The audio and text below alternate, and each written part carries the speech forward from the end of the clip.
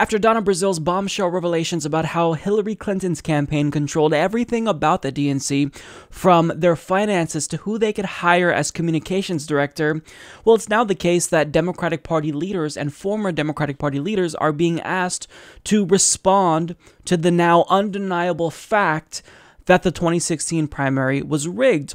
And all of a sudden, conveniently, they want to change the subject and they don't want to address what happened. Case in point. Your overall reactions to Donna Brazile's book.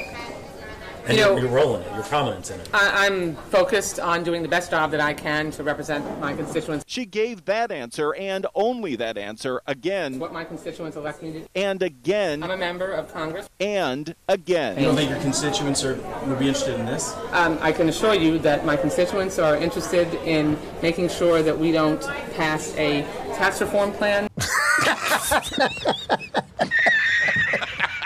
Do you see what she did at the end there? She tried to change the subject to Donald Trump and the Republicans. This is a tactic we've seen that has been used by any and all Democrats that want to deflect off of their own corruption. Look away, don't look at me, look at Republicans and Donald Trump and how crazy they are. Look at their crazy tax plan. Actually, no, I want to talk about you right now because you're the one who has the spotlight shined on you, Debbie, because it was revealed that you handed over the keys of the DNC to Hillary Clinton's campaign before she was able to officially win the nomination. That's called corruption and real collusion. Unlike the collusion you like to talk about that we don't yet have evidence for, that's what I like to call collusion, but she doesn't want to talk about that. She doesn't want to talk about what she did wrong. She wants to change the subject and talk about taxes. Well, isn't that convenient? But Debbie isn't alone because other individuals, specifically within Hillary Clinton's campaign, also suddenly have the desire to talk about taxes. Again, Anderson, I'm just not interested in these things in the past. This is why we've got to move beyond 2016. We have a governor's election less than a week away in Virginia. We've got critical midterm elections, and I can't say it enough. This tax plan the Republicans are proposing is outrageous. So that's the fight. That's where we need to be as Democrats.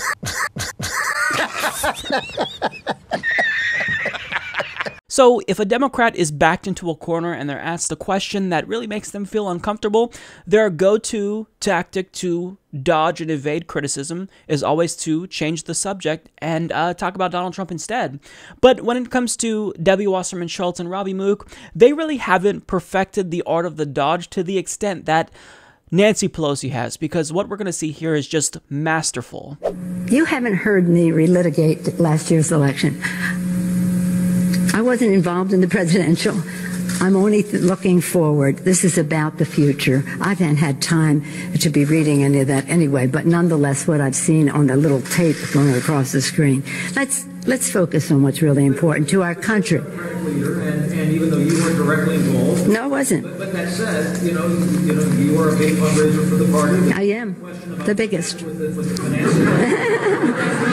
Not counting the presidential. I'm not getting. Look, I have responsibility for what I have responsibility for. I don't have any interest in what I don't have responsibility for when it comes to other campaigns. I'm heartbroken that we didn't win the White House. There'll be all kinds of books written about what happened. I'm focusing. 1 year ago, that election took place. Can you believe it's a year? In just a couple of days, it'll be a year. And 1 year until the next election.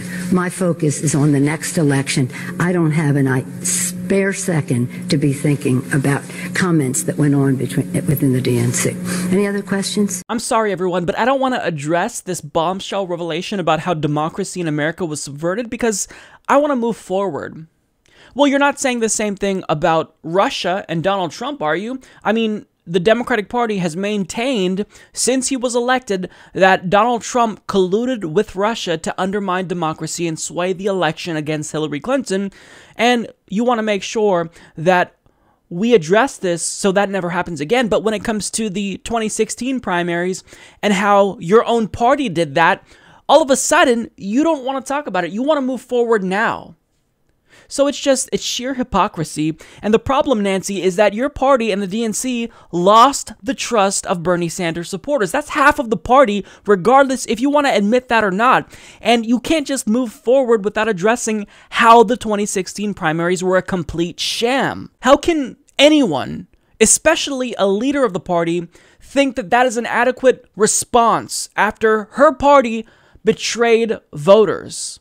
Now, I may no longer be a Democrat because I changed my registration status as an independent, but I voted with this party. I was a registered Democrat since I turned 18 years old, so I deserve to know. And mind you, I changed my registration status because the party did this. So if you really want to win back voters like myself, you have to address this. You can't just ignore it. But really what she's doing is she's plugging her ears and she is ignoring everything that we're saying. It reminds me of that scene in Dumb and Dumber where Lloyd plugged his ears and wouldn't listen to what Harry had to say. You can't triple stamp a double stamp. You can't triple stamp a double stamp, Lloyd. You can't triple stamp a double stamp. Lloyd. That's Nancy Pelosi. And really, it's not just Nancy Pelosi. That's most Democrats. That's Debbie Wassermann Schultz. That's Robby Took. But really, you know, if changing the subject, if you think that tactic is really disingenuous, well, there's another tactic that you can use to evade criticism and just change the subject, or really not talk about the subject altogether.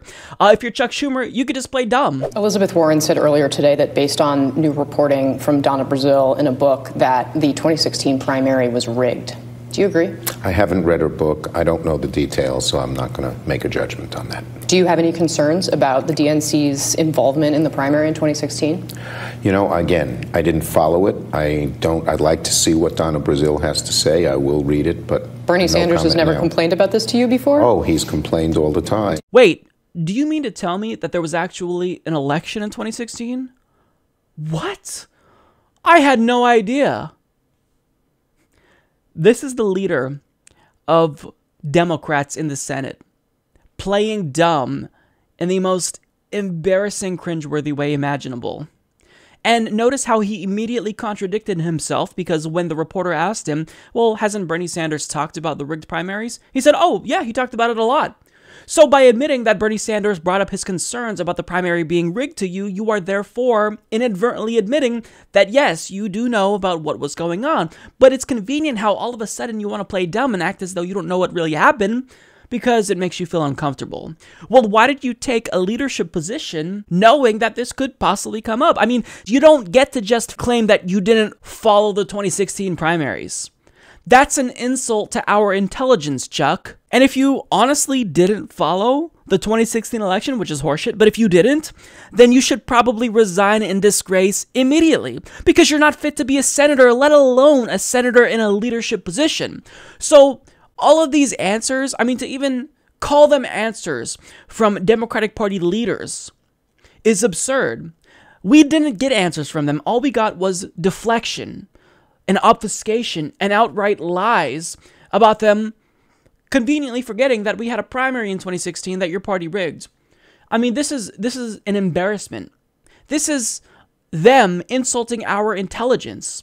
Well, look, regardless of how uncomfortable this makes you feel, you have to address this if you ever want to be electorally viable again, because without that trust that you guys lost, if you don't even begin to cultivate it now, then we're not just in trouble for 2018, we're in trouble in 2020 as well.